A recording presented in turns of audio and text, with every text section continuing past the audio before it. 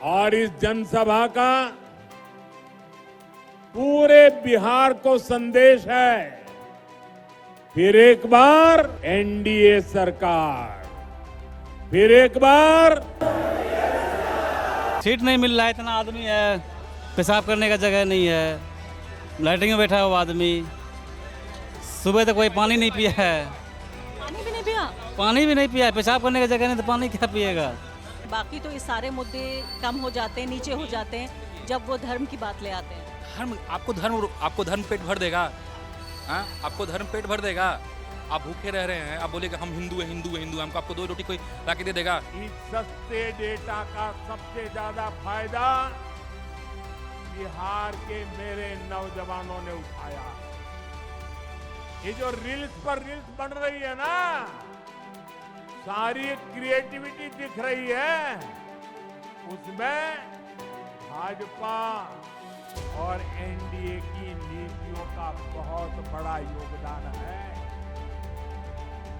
बिहार के बहुत सारे युवा इंटरनेट से अच्छी खासी कमाई भी कर रहे हैं। तो फिर देश से पढ़ाई लिखाई का सिस्टम बंद करवा दिया जाए और रील का एकेडमी खोल दिया जाए। शौचालय में कहाँ ऊपर बैठ के कहाँ कैसे बहुत बैठा है, शौचालय में भी बहुत आदमी बैठा है। कैसे बैठ सकता है कोई शौचालय? अब क्या करेगा मैडम, भीड़ में तो मुश्किल में जाना ही कैसे, छठ पूजा में घर है जाना पड़ेगा ना।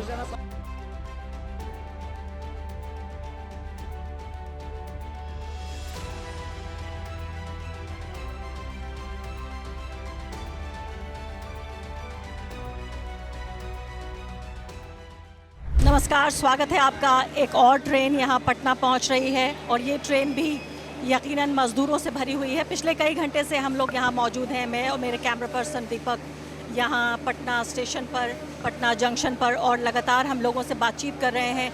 बेहाल, बदहाल और बुरी तरह से परेशान लोग, कोई 28 घंटे, कोई 36 घंटे, कोई 72 घंटे सब ट्रेनों में सफ़र करके यहाँ पे लौट रहे हैं। और सबकी कहानी आप यकीन जानिए कमोबेश एक सी है। 2 कहानियाँ सुना रहे हैं, एक तो पिछले घंटों की तकलीफ़ और पिछले सालों की तकलीफ़।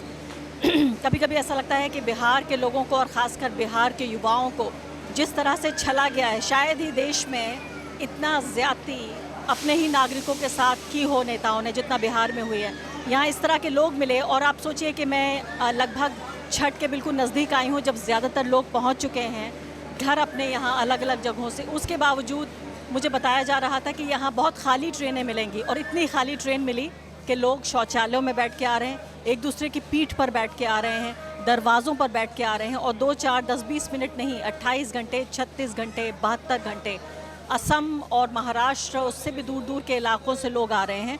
और कुछ लोग ऐसे भी थे जो बड़े शहरों से नहीं आए, तो पहले उन्होंने छोटे कस्बों और गांव देहात से बड़े शहर का रुख किया, वहाँ से ट्रेन पकड़ी, फिर वहाँ से अभी पटना तक पहुँचे हैं और पटना से फिर यहाँ पर जो दूर दराज के इलाके हैं बिहार के, वहाँ तक जाएंगे। इन्हें ऐसा लगता है कि उनकी ज़िंदगी का जो सफ़र है वो इस ट्रेन के सफ़र जैसा ही महसूस हो रहा है। अभी हमने कुछ मज़दूरों से बातचीत की जो कि ट्रेन से निकल रहे थे। उनमें से कुछ लोग झिझक भी रहे थे, क्योंकि गरीब आदमी की भी अपनी एक डिग्निटी होती है, उसकी भी अपनी एक गरिमा होती है, और इसका ध्यान नेता तो नहीं रखते लेकिन पत्रकार को रखना चाहिए। कई लोगों से हमने बातचीत की लेकिन वो नहीं चाहते थे कि उनकी तकलीफ़, उनकी परेशानी, उनकी गरीबी, उनकी बदहाली कैमरे पर आए। 20 साल से एक पॉलिटिकल पार्टी, या मैं कहूँगी एक नेता मुख्यमंत्री हैं, और एक ऐसी पॉलिटिकल पार्टी उनकी साथी रही है जो केंद्र में भी जिसकी सत्ता है। तो मोदी, नरेंद्र मोदी और नीतीश कुमार, इन दोनों ने मिलकर पिछले 20 साल में जो हाल बेहाल किया है बिहार का, वो इस ट्रेन की जर्नी से आपको अंदाज़ा होगा। 4 दिन हो गए। कैसा रहा आपकी जर्नी? बहुत बुरा रहा, बहुत बाथरूम में आदमी सब कुचा आ रहा है, बाथरूम में घुस के आ रहे हैं। इसमें बहुत जास्ती भीड़ था। मुंबई से हम लोग चेंज किए, मंगलुरु से आए, मुंबई से चेंज करके यहाँ से आए हैं जी। क्या करते हैं वहाँ पे? जी हम लोग सेंटरिंग के काम करते हैं। कितने पैसे मिलते हैं? जी 600-700। अच्छी बात है। अच्छी बात नहीं है। यहाँ पे रोजगार मिले हम लोगों का, हम लोग यही चाह रहे हैं। चुनाव में क्या करना है? चुनाव में अब की बार बदलाव करना है। अच्छी बात है, और पक्की बात है, रोजगार मिलेगा, रोजगार मिलेगा। हम जी मैं साउथ अफ्रीका से आया। साउथ अफ्रीका से आया, लेकिन क्या है, बराबर टिकट भी यो नहीं है, किलिंग भी नहीं है, बाथरूम भी किलिंग ले, बाथरूम में अंदर आदमी घुस जाते हैं। क्या है हम लोग इंडिया पे, ये क्या हो रहा है भाई? आपका क्या नाम है, कहाँ से आ रहे हैं? नूर हसन, मैं अफ्रीका से आ रहा हूँ। अफ्रीका अफ्रीका से ट्रेन में कैसे? ट्रेन तो नहीं, फ्लाइट था यार, टिकट नहीं मिला मैडम एसी का, बहुत दिक्कत हो रहा है इसमें। वहाँ क्या करते हैं अफ्रीका में? सिविल वर्क करता हूँ। बहुत बहुत दिक्कत हो रहा है इसमें ट्रेन में आने में, ठीक ना। सीट नहीं मिल रहा है, इतना आदमी है, पेशाब करने का जगह नहीं है, लाइटिंग में बैठा हुआ आदमी, सुबह तक कोई पानी नहीं पिया है, पानी भी नहीं पिया? पानी भी नहीं पिया है, पेशाब करने का जगह नहीं तो पानी क्या पिएगा। बहुत दिक्कत हो रहा है, पूरा बाथरूम जाम है। इससे सरकार बिल्कुल बेकार है, क्या करना चाहिए फिर? सरकार चेंज होना चाहिए। तेजस्वी आएगा आपकी बार, तेजस्वी। की बात है, क्योंकि हम तो ये सुन रहे हैं कि भाई नीतीश जी बहुत अच्छा काम करते हैं। कुछ काम नहीं किया है, कुछ काम नहीं किया। तेजस्वी यादव आएगा आपकी। अच्छा, आपको रोजगार के लिए इतना दूर क्यों जाना पड़ा? रोजगार है नहीं है ना यहाँ पे, पैसा कम मिलता है यहाँ पे। सर हम 2 आदमी अफ्रीका से आ रहे हैं। भारत से आपको अफ्रीका जाना पड़ा? अफ्रीका, यहाँ पे कोई रोजगार नहीं है। कहाँ के रहने वाले हैं आप? बिहार, बिहार कहाँ पे, कहाँ? का जिला। तो वहाँ पे कोई काम नहीं मिला आपको? कोई काम नहीं है, लेकिन हमें तो बताया कि भाई जो डबल इंजन की सरकार है, सुशासन बाबू हैं। कुछ नहीं है, कुछ नहीं, बिल्कुल बेकार है, कुछ नहीं। कहाँ से आ रहे हैं आप? हम तो आ रहे हैं नागपुर से। आपकी यात्रा कैसी रही? यात्रा तो बहुत दिक्कतमय हुआ, बहुत भीड़। हाँ जी, इतना भीड़ हुआ ट्रेन में कि बोलने का बात नहीं। कह रहे हैं शौचालय में बैठ के आए हैं। शौचालय में कहाँ कहाँ ऊपर बैठ के कहाँ कैसे। बहुत बैठा है, शौचालय में भी बहुत आदमी बैठा है। कैसे बैठ सकता है कोई शौचालय? क्या करेगा मैडम, भीड़ में तो मुश्किल में जाना ही कैसे, छठ पूजा में घर है, जाना पड़ेगा ना। टिकट तो लिया था ना आप लोगों ने? हाँ टिकट लिए थे, सीट नहीं मिली? सीट नहीं मिला। लोग बाथरूम में बैठ के कैसे कैसे खड़ा हो के मजबूर में लोग जा रहा है घर। ट्रेन के मामले में मैडम जी बहुत ही दिक्कत है, जनता को बहुत दिक्कत है। और आप सब लोगों ने अपनी कमीज दिखाओ। ये देखो आदमी का ऊपर आदमी सो गया है। हाँ आदमी का ऊपर आदमी सो के आ रहा है। हाँ आदमी का ऊपर आदमी सो के आ रहा है। अभी बैठने का जगह नहीं है, पैर रखने का जगह नहीं है। इतना यात्री को इतना दिक्कत है, इतना हाँ। प्रॉब्लम है। ये ट्रेन का सीन है? हाँ, ये ट्रेन का सीन है, रात का सीन है। आपको भी सीट नहीं मिली? नहीं, गेट पे बैठ के आया, गेट पे बैठ के आया। कितने घंटे बैठे? कल सुबह चढ़े थे 9 बजे। आपको करीब 24 घंटे से ज्यादा हो गया। हो गया। 26 घंटे 27 घंटे हो गया जी। गेट पे बैठे हुए? हाँ। आप भी गेट पे? हाँ मैं हैदराबाद से आ रहा हूँ। किसी का भी हो, आज तक ट्रेन का सुविधा अभी तक जनता को नहीं मिल पाई। होना क्या चाहिए, क्या होना चाहिए? होना ये चाहिए कि ट्रेन में सुविधा परिपूर्ण होना चाहिए यात्री को। इसमें 2-4 ठो जनरल है, बाकी सब स्पेशल है, सी बोगी है। ट्रेन जनरल में 2 आगे 2 पीछे, यात्री को बहुत दिक्कत है मैडम। कितने का टिकट लिया आप? टिकट तो सुपर फास्ट लिए हम, मिर्जापुर में टिकट लिए हैं, देगा 200 रुपया का टिकट लिए हैं। ठीक है। तो एक बार पूरे बिहार का जो अंदाज़ा है, पूरा जायज़ा आप ले सकते हैं सिर्फ ट्रेन में सफ़र करके।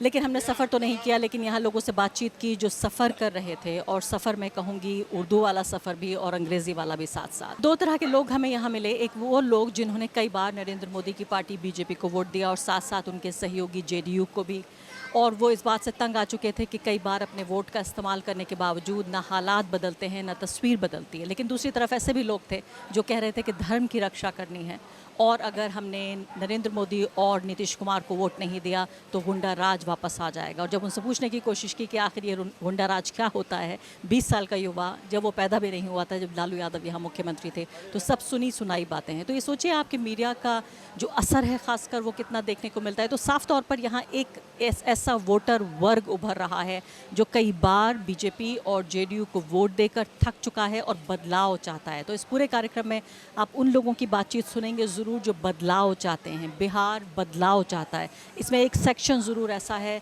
जो यथास्थिति है उसको बरकरार रखना चाहता है, लेकिन बदलाव की जो आहट है वो साफ तौर पर सुनी जा सकती है, देखी जा सकती है। जी क्या नाम है? विजय कुमार। विजय जी, ये बताइए कि बिहार में चुनाव का माहौल है, क्या लग रहा है आपको? देखिए अभी बोल नहीं सकते हैं, लेकिन एनडीए का कुछ है, ये ऐसा है एनडीए का। इस साल तो आपने नीतीश कुमार को चांस दे दिया, उनमें ऐसा क्या है कि फिर से बनना चाहिए? कि हम लोग एक्चुअली यहाँ नहीं रहते, तो हम लोग उतना ये नहीं है। हम लोग का वोटर आईडी कार्ड भी यहाँ का नहीं है, ऐसा है।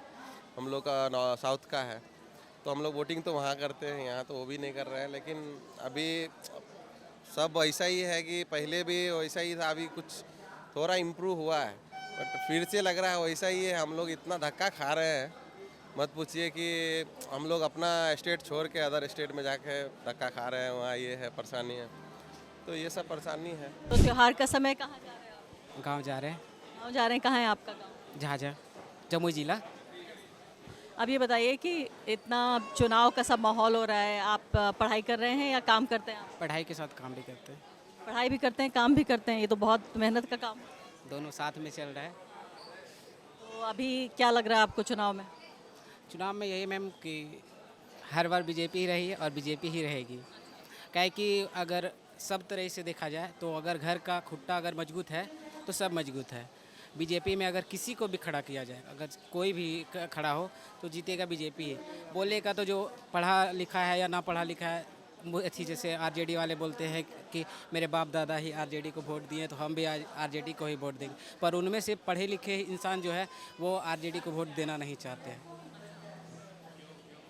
हाँ, इस बार तो लग रहा है कि आरजेडी जीतेगी, पर नहीं जीतेगी। लेकिन आपकी बात मैं समझना चाह रही हूँ, आप कह रहे हैं हाँ कि आप कह रहे हैं पढ़े लिखे लोग नहीं वोट करना चाहते आरजेडी को, क्या मतलब है इस बात? क्या चीज़, जैसे कि अगर उसके हम लोग भी देखे इससे पहले और आरजेडी का सरकार था, तो जिस तरह पहले का सब चीज़ चलता था उस तरह कुछ वैसे नहीं रहा। चलता तो जो चलता है वो चलता ही रहेगा। जैसे खुल के बोलिए, क्या चलता था अब क्या नहीं चलता? गुंडागर्दी, लूटपाट, जो भी मारा मारी। इस साल से तो सरकार रही नहीं है उनकी आरजेडी की। पहले जो थी इनके कितने साल के थे आप? कितने साल के थे तब? 20 साल पहले?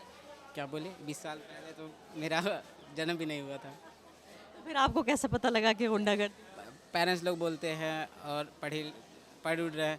क्या कि बीजेपी का आने के बाद बहुत चीज़ डेवलप हुआ, जैसे कि एजुकेशन हो गया। और बीजेपी पे आऊँगी, पहले मैं आरजेडी की बात कर लेती हूँ। तो आप कह रहे हैं कि गुंडागर्दी थी, आपके यानी आपके पिता ने बताया होगा या उनके भाई ने बताया होगा, है ना?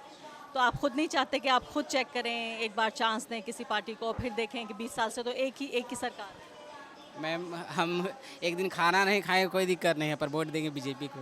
वो आपकी मर्जी है, मैं ये नहीं कह रही आप किसको वोट दें, मैं तो आपसे सिर्फ सवाल पूछ रही हूँ कि आप खुद नहीं चेक करना चाहते। आप तो तब पैदा भी नहीं हुए थे जब लालू जी की सरकार थी। जो सुन रहे हैं वही चीज़ और सुन रहे हैं ना, आपने देखा तो नहीं है। आप क्या बता रहे थे? क्या चैनल के माध्यम से मैं बोलना चाहूँगा कि परिवर्तन ही संसार का नियम है। और मैं तो खैर बिहार में रहता नहीं हूँ, मैं बाहर रहता हूँ, लेकिन मैं बिहार का निवासी हूँ। मेरा घर पटना ज़िला में ही पड़ता है।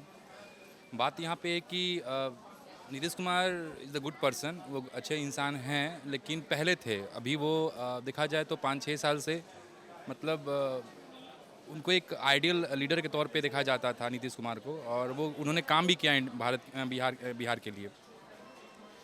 लेकिन अभी पिछले 5 सालों से देखा जा रहा है कि वो मतलब किसी एक पार्टिकुलर एरिया में वो काम कर रहे हैं, जैसे रोड कंस्ट्रक्शन वगैरह। बिहार के जो यूथ्स हैं, जो सबसे ज़्यादा बिहार के यूथ के बारे में सोचिए कि वो बहुत दिनों से मतलब रोजी रोटी के लिए तैयारी कर रहे हैं, पटना में रह के पढ़ाई लिखाई कर रहे हैं, और रोज़गार के नाम पे बिल्कुल जीरो हैं ये। मतलब रोज़गार क्रिएट ही नहीं कर पाए हैं। और अभी भी रिसेंटली जो वैकेंसी निकला है, पता नहीं ये फॉर्म भरा गया है, एग्ज़ाम कब होगा उसका कोई अता पता नहीं है। तो अभी के लिए सबसे ज़्यादा इम्पॉर्टेंट मुद्दा क्या है कि रोटी कपड़ा और मकान, ठीक है ना। जातिवादी ये सब चीज़ अलग है, वो सब चीज़ मेन मुद्दा नहीं है। मेन मुद्दा क्या है, रोटी कपड़ा मकान।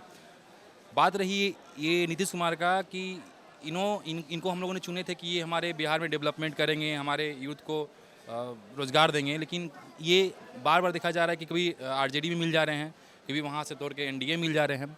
और बात करते हैं आप बीजेपी के, जो बीजेपी बिहार में आकर बोलता है कि हम इतना बिहार को पैकेज देंगे। कल का भाषण है, हमारे प्राइम मिनिस्टर मोदी बोलते हैं क्या कि बिहार के यूथ रील्स बनाकर पैसा कमा रहे हैं। तो बताइए ज़रा, अब ये रील बनाने के लिए यूथ पढ़ाई लिखाई कर रहा है क्या? हाँ, ये कोई परमानेंट सोर्स ऑफ इनकम है क्या? बताइए ज़रा आप। कोई पढ़ाई लिखाई की ज़रूरत? उसके लिए कोई पढ़ाई लिखाई की ज़रूरत है क्या? बताइए ज़रा। रील्स बना करके दिन आप रील पे जिंदा। देश के प्रधानमंत्री माननीय नरेंद्र मोदी को हम लोग चुने थे 2014 में। हम जैसे युवा ने उनको सपोर्ट किया था, लाया था इस देश में कि वो कुछ करेंगे। आप गिने चुने बिजनेसमैन का जो इंक्रीमेंट है वो उनको दिखा करके आप जीडीपी ग्रो करवा देते हैं, लेकिन आप ज़मीनी स्तर पे अगर गांव में जाते हैं तो आप देखते हैं कि अभी भी भुखमरी से जूझ रहा है भारत। देख कर आई हूँ, मैं एक ऐसे गांव में गई जहां अब तक बिजली नहीं पहुंची है और सड़क नहीं पहुंची है, ऐसा भी नहीं है, बिल्कुल नहीं है। और दूसरी बात, अभी हम बिहार के पॉइंट ऑफ व्यू से में एक अच्छा अभी पार्टी निकल के सामने आ रहा है जो इसमें एडुकेटेड लीडर सब भरे पड़े हैं, वो जन स्वराज। प्रशांत किशोर का party is very good party.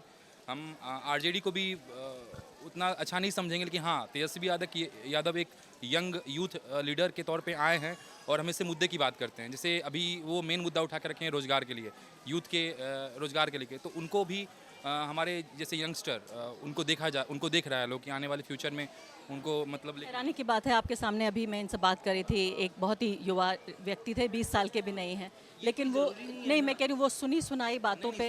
ये कोई ज़रूरी नहीं है ना कि 20 साल जो पहले हुआ जो हुआ।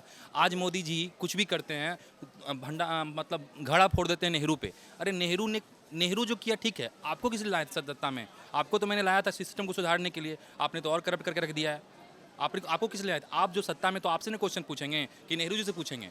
हाँ ठीक है, लालू यादव सरकार में थे, उन्होंने जो किया, लेकिन ये कोई जरूरी नहीं कि जो उन्होंने किया उनका बेटा भी वही करेगा, ऐसा कोई जरूरी नहीं है। देश का सबसे बड़ा चौथा स्तंभ मीडिया होता है। तो जो हमारे कुछ देश के जो मीडिया हैं, जो असली जो मेन मुद्दा है वो दिखा नहीं पा रहे हैं, जिसको गोदी मीडिया के नाम से जाना जाता है, वो अच्छे मुद्दा दिखा नहीं रहे हैं। आप लोग इससे ईमानदार ऑनेस्ट जो मीडिया हैं, जो इस तरह के बात लोग से करते हैं। मेन मुद्दा क्या है? जो अभी सबसे बड़ा मेन मुद्दा है हमारे रोजी रोटी के बारे में, सबसे जानिए है। सबसे ज़्यादा भूखमरी अगर देखा जाए तो बिहार के क्षेत्र में है। मोदी जी अगर बोलते हैं कि हम ये करेंगे वो करेंगे, लेकिन आज तक क्या किए हैं? तो डबल इंजन की बात कर रहे हैं कि डबल इंजन, सब जगह डबल इंजन है। और वो जो क्राइम की बात कर रहे थे कुछ देर पहले, कहाँ क्राइम रुका है जी? कहाँ क्राइम रुका है? आप देख लीजिए। हाँ क्राइम होता है तो आज का जो मीडिया बिका हुआ है वो क्राइम आता नहीं है, वो आता नहीं है क्योंकि मीडिया बिका हुआ है ना। आप देख लीजिए, कुछ दिन पहले प्रशांत किशोर का चला था इंटरव्यू, उसमें मीडिया मतलब निष्पक्ष था ही नहीं, एक तरफा बात कर रहा था। वो हमारी, उनका नाम भूल रहे हैं, वो कोई एंकर थी, उनका एक तरफा बात कर रही थी, तो ऐसे थोड़ी ना होता है। ये बताइए, आपने 2014 और 19 दोनों में मोदी जी को वोट दिया? नहीं, मैं 2014 में, मैं उस समय पढ़ाई कर रहा था, मैं उसमें बीटेक शायद 3rd ईयर में था। तो उस समय हम लोग सोचा कि चलो यार, कांग्रेस ने देश को इतना साल चलाया, मैं एक बार परिवर्तन करके देखता हूँ, तो हम लोगों ने लाया उनको। आने के साथ साथ क्या हुआ, सबसे बड़ी चीज़ कि हमारे देश के जितने PSU थे, पब्लिक सेक्टर यूनिट्स, उनको वो प्राइवेट कर दिए। सबसे ज़्यादा रोजगार सेक्टर था, हम लोग जैसे टेक्निकल बैकग्राउंड से आते हैं, उनमें सबसे ज़्यादा हमारा हर साल जितने भी हमारे PSU हैं उसमें रोजगार क्रिएट होती थी, वो बंद हो गई प्राइवेट। हमारे देश का सबसे अच्छा संस्थान हमारा जो एयरपोर्ट अथॉरिटी ऑफ इंडिया, उसको बेच दिया अदानी के पास में, ठीक है ना। उसके बाद रेलवे को प्राइवेटाइजेशन पे आ गया है, जैसे अब बाकी का बहुत सा प्राइवेट ट्रेन भी चल रहा है हमारे भारत में। तो ये सब चीज़ क्या है? प्राइवेटाइजेशन। हमारा देश शुरू से ही कि कृषि प्रधान देश रहा है। कुछ दिन पहले आप देखेंगे कि पंजाब में जो नेता लोग जो थे, मतलब किसान लोग जो थे, धरना प्रदर्शन, कितना किसान का जान चला गया। तो ऐसे तनाशाही पे काम नहीं चलता है ना। आप तो इतनी अच्छी बातें कर रहे हैं, आप जागरूक हैं, लेकिन बाकी तो ये सारे मुद्दे कम हो जाते हैं, नीचे हो जाते हैं जब वो धर्म की बात ले आते हैं। आपको धर्म पेट भर देगा? हाँ, आपको धर्म पेट भर देगा? आप भूखे रह रहे हैं, आप बोलेगा हम हिंदू हैं, हमको आपको 2 रोटी कोई ला के दे देगा? देखिए बेचारी ममा यहाँ पे भूखी हैं, इनको कोई दे रहा है कुछ खाने के लिए? मेन मुद्दा पे आइए। आपको जितवाया किस लिए है? आपको जितवाया है कि हमारे कष्ट को दूर करने के लिए। आप तो कष्ट को दूर कर नहीं रहे हैं, आप तो अपना रोटी सेकने में लगे हुए हैं। और बात करता है परिवारवाद का, क्या बीजेपी में परिवारवाद नहीं है? आप उठा के देख लीजिए ऊपर हिस्ट्री के, अमित शाह का बेटा, वो क्या कभी क्रिकेट खेला था क्या? जैसा जो BCCI का सेक्रेटरी बन गया, उसके बाद सुनिए हमारा जो राजनाथ सिंह के बेटे हैं, वो भी हमारे MLA हैं। तो आप देखिएगा तो पीयूष गोयल, उनके बाबूजी भी हमारे मतलब एक नेता थे बीजेपी के। जयशंकर जी के बेटे हैं। जयशंकर जी के बेटे। तो वो लोग कभी भी, मोदी जी आकर बिहार में शिक्षा के बारे में बात नहीं करते हैं कि हाँ हमारे बिहार का एजुकेशन सिस्टम कैसे सुधारा जाए, उसके बारे में बात नहीं करते हैं। हमारे बिहार के यूथ को कैसे रोजगार मिले, उसके बारे में बात नहीं। आपने उनका पिछला भाषण देखा जिसमें उन्होंने लोगों से कहा कि फ़ोन की लाइट आप जलाइए? अब देखिए, वही देखिए ना, वो अंधविश्वास देखिए जरा, वो चीज़, वो अंधविश्वास देखिए कि फ़ोन की लाइट जलाइए, और पब्लिक लोग खड़ा होकर फ़ोन की लाइट दिखा रहा है। अरे उससे क्या मिलेगा आपको? आप जब छठ पूजा के समय में जब आप ट्रेन में लद के आते हो गुजरात से, दिल्ली से, मुंबई से, आप कभी सोचते हो कि मेरा ये नियत ऐसा सिचुएशन क्यों हुआ? ट्रेन की फ़ोन की लाइट जलाने से तब कुछ हो सकता है? हाँ, अगर मोदी जी PM है ना जी, मोदी जी इतना फंड आप बिहार को देते हैं कि बिहार में इंडस्ट्री लग जाता, तब लोगों को विश्वास आता कि हाँ ये हमारे बिहार के लिए कुछ किए हैं, हमारे देश से, हमारे बिहार से जो पलायन जा रहा है बाहर, वो नहीं हो पा रहा है। मुझे ये बताइए कि इस चुनाव में आपके जैसे लोग जागरूक हो रहे हैं क्या? लोगों को पता लग रहा है या पहले जैसी बात? मेरे जैसे ये जो पढ़े लिखे युवा है वो जागरूक हैं, और डेफिनेटली। और कुछ दिन पहले आपको बिलीव नहीं होगा, हमारे इस पटना के सड़कों पे हमारे स्टूडेंट लोग लाठी का मार खाए थे, वाटर कैनिंग का उन पे, हाँ, लाठी का मार खाए थे यूथ लोग। BPSC का में ये हुआ था। तो वो यूथ नहीं भूलने वाला है, या तो तेजस्वी या तो जन स्वराज। एनडीए कभी नहीं आने वाला बिहार में। आप बदलाव चाहता है, आपको भी लगता है बिहार बदलाव चाहता है? कैसे लग रहा है आप बताइए? ये तो बहुत पढ़े लिखे युवा हैं ये, आप बताइए। नहीं, एक बार बदलाव भी चाहिए। चांस देना चाहते हैं आप, क्यों बताइए? हर कोई को चांस मिलना चाहिए। कारण देख ही रहे हैं ना। कह रहे भाई नीतीश जी इतना अच्छा काम कर रहे हैं तो बदलने की क्या जरूरत है? 15 साल देखे ना, और एक बार और सरकार बदल के भी तो देखे। हर कोई को चांस, नौजुवक भी आएगा, एक नया युग होगा, और अगर नहीं अच्छा काम किया तो फिर बदल देंगे। इस बार जो वोट मिलने वाला है वो धर्म के मुद्दे पर नहीं मिलेगा, क्योंकि देखिए मोदी जी के फैन हम भी एक समय रहे हैं। 2019 में जो लोकसभा का चुनाव हुआ था उसमें हमने दिया था मोदी जी को वोट, पर उनका कार्य से हमने 5 साल देखा, और फिर हमने पिछले साल अपना वोट बदला है, क्योंकि हम देख पा रहे हैं एक समय तक धर्म जरूरी मुद्दा है, पर वो हो गया। अब हम लोग को युवा हैं, सभी हैं देश में, और बिहार में तो खास करके बेरोजगारी है, तो बेरोजगारी को अगर दूर कर सकते हैं तो उनको वोट दिया जाएगा। और देख लिया गया है कि बेरोजगारी यहाँ पर दूर नहीं हो रहा है। सरकार निकालती है, सीटें निकालती है, हम लोग भी TRE-4 का नहीं, TRE-5 का हम लोग तैयारी कर रहे हैं। बिहार में बीएड का सीट बहुत कम मिलता है, तो इस तरह से क्या है कि सरकार जब परीक्षा के लिए निकालती है वैकेंसी, तो बहुत हद तक उसमें चीटिंग हो जाता है, पेपर लीक हो जाता है, जिस कारण से परीक्षा दिया हुआ भी व्यक्ति जो यूथ है से ये समस्या चल रही है और ये सही नहीं होती। कल मैंने मोदी जी का भाषण सुना, वो कह रहे थे कि हमने युवाओं को रील बनाने का काम दिया है और बहुत अच्छा काम चल रहा है उनका। रील बनाने का, तो रील बनाने से कितने युवा जो हैं वो अपना आय कर लेंगे। तो फिर देश से पढ़ाई लिखाई का सिस्टम बंद करवा दिया जाए और रील का एकेडमी खोल दिया जाए। रील की एकेडमी, ये बहुत अच्छा आपने आइडिया दिया मोदी जी। डिजिटल वैसे है, डिजिटल मार्केटिंग है, डिजिटल ये सब लिटरेसी होना चाहिए, ठीक है, लेकिन इसी से सब अगर सब बनाएंगे ही तो फिर देखेगा कौन?